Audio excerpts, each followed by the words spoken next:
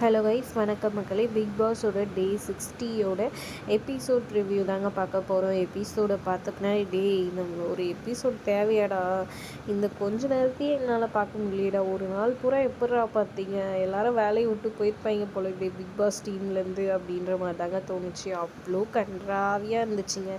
எவ்வளோ கேவலப்படுத்த முடியுமோ பிக் பாஸை அந்த அளவுக்கு அந்த வந்திருக்க கண்டஸ்டன்ட் மொத்த பயலுங்களும் பண்ணி தள்ளிட்டாங்கன்னு தோணுச்சுங்க. இதில் வேறு ஒயில்ட் கார்டு என்ட்ரி 1க்கு 3 அமிச்சாங்க, அதுக்கப்புறமா 1 அமிச்சாங்க. இதெல்லாம் தேவையாடா குமாருன்ற மாதிரி தாங்க இருந்துச்சு. ரொம்ப ரொம்ப கன்றாவியாக இருந்துச்சுங்க.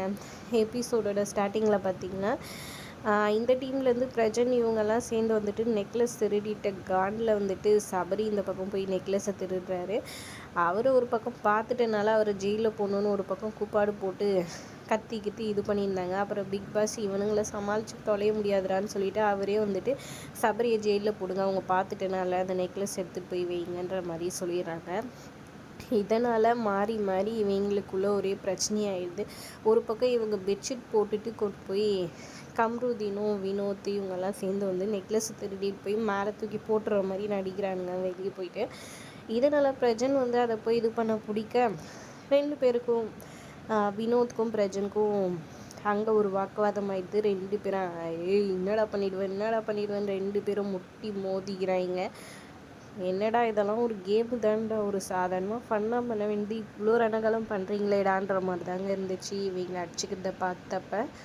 அப்புறம் இந்த பஸ்ஸர் அடிக்குது, இவனுங்க மாறி மாறி அடித்து சண்டை போட்டுக்கிறத பார்த்துட்டு அதுக்கப்புறமா இங்கே மாடர்ன் டீம்லேருந்து யாரையாச்சும் ஒருத்தர் இது பண்ணணும் யாருன்னு சொல்லுங்கன்னு சொன்னோன்னே மொத்த பயலுங்களும் வியானா, சாண்ட்ரா, சபரி, கம்ருதீன் எல்லாருமே வந்துட்டு எஃப்ஜே பேரை சொல்கிறாங்க. எஃப்ஜே மட்டும் பாரு பேரை சொல்கிறாங்க.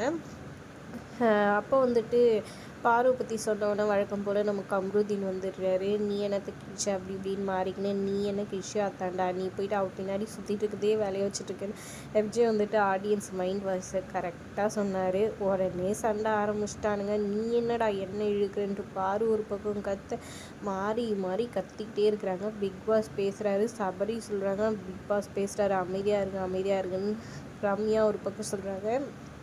இவனுங்க கேட்குற மாதிரியே தெரியல, ஆளாள் கத்திக்கிட்டு கிடக்குறாங்க.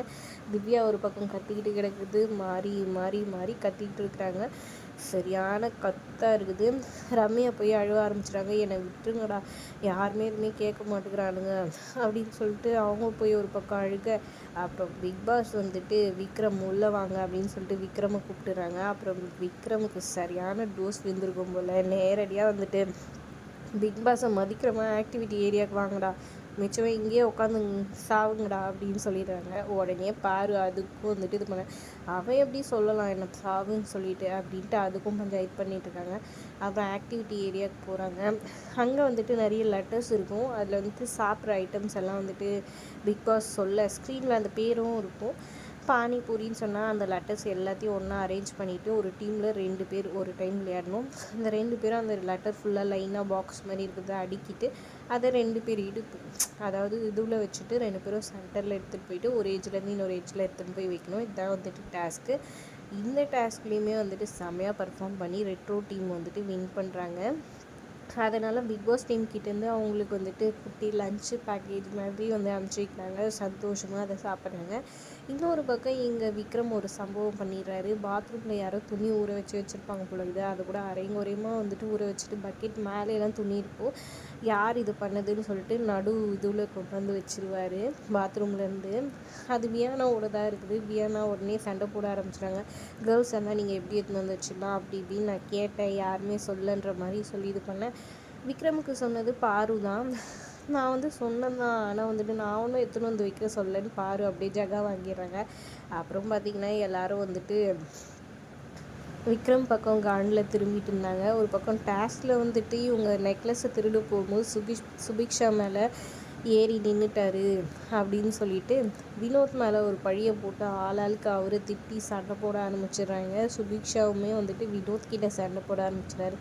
என்னடே இது எபிசோடா இல்லை சண்டை போடுற கூடாரமாடா, கொஞ்ச நேரம் எடிட்டிங்கில் பார்க்குற எங்களுக்கே இது காண்டாக இருந்துச்சு. 24 மணி நேரமும் எப்படா இந்த கர்மாந்தத்தை பார்த்து எடிட் வேறு பண்ணுறீங்கன்ற மாதிரி தாங்க இருந்துச்சு அந்த எபிசோடை பார்க்கும்போது. செம கன்றாவிங்க. ஒரு பக்கம் இங்கே சபரியை வந்துட்டு ஜெயிலில் போட்டிருக்காங்க அவர் திருடிட்டனால. அவரும் வந்துட்டு அதுக்கப்புறமா வெளியே அனுப்பிச்சிடுறாங்க மறுநாள் காலையில். இதுதாங்க எபிசோடு.